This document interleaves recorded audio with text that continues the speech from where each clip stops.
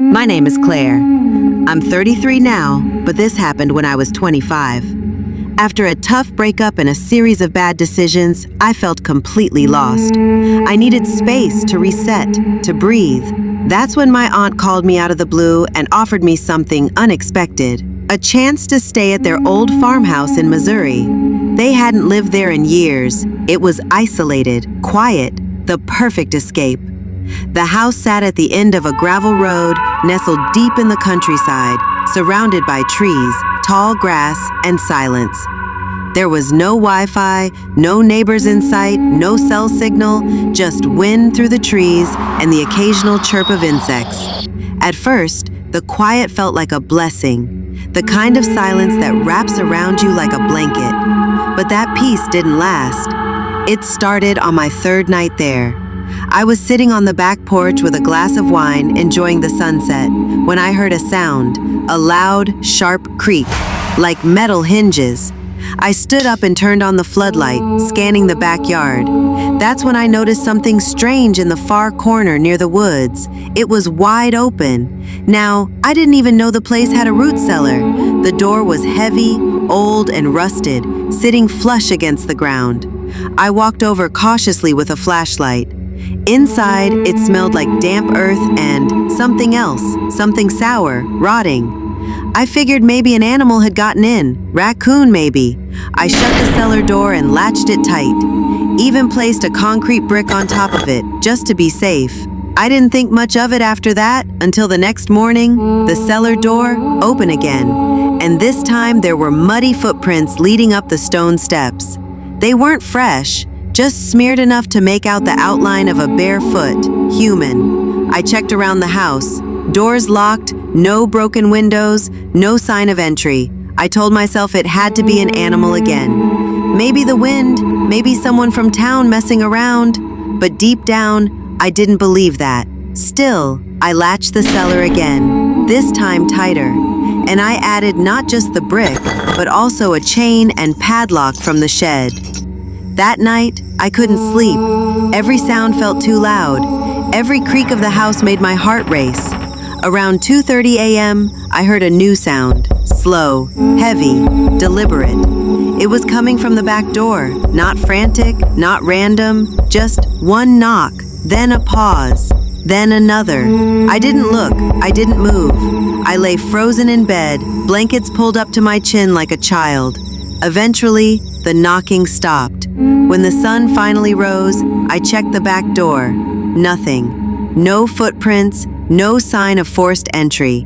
But the cellar, the brick was gone. Not moved, not knocked over, just gone. That was the first time I truly felt afraid. That deep, gnawing fear that sits in your stomach and refuses to go away. A few nights later, I was in the shower. I had music playing on my phone, and the water was hot. I was finally starting to feel calm again. That's when I heard it. Breathing. Not through the walls, not outside, behind the curtain. I froze. I didn't move a muscle. The sound was steady, close. Like someone was standing just inches from me. Heart pounding, I yanked the curtain open. Nothing. I jumped out, dripping wet, and ran straight to my room. Didn't even dry off. I locked the door and stayed there the rest of the night. The next morning, I went out back to check the cellar again. And once more, the door was open. But this time, there were drawings, childlike, done in charcoal or maybe old pencil. Stick figures, spirals. One of them showed a figure standing in the cellar, surrounded by tall lines, bars, and then, scratched into the wall over and over, "She shouldn't be here. She shouldn't be here. She shouldn't be here." I didn't scream. I didn't cry. I just turned, walked back to the house, packed my things, and left. I drove 2 hours to my cousin's place, shaking the entire way. A few days later, I called my aunt.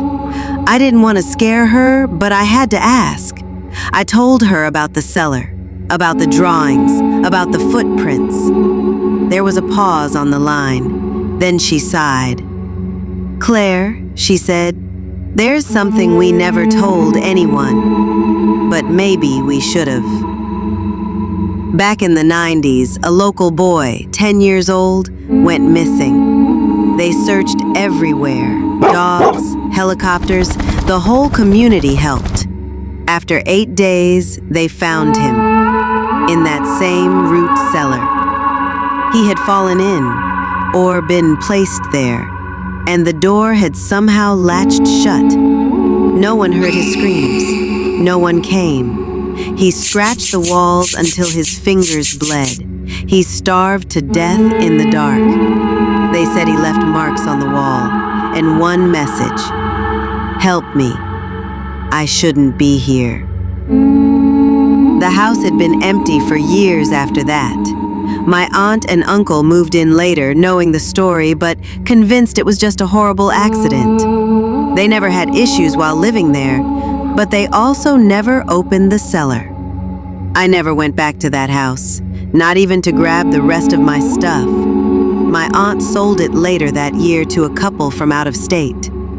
I don't know what happened to them, and I don't want to know. But sometimes I think about that cellar, about the drawings, the knocking, the voice pretending to be someone I trusted, and I wonder, was it that boy's ghost? Still lost? Still begging for someone to find him? Or was it something else? Something that fed on loneliness, on fear.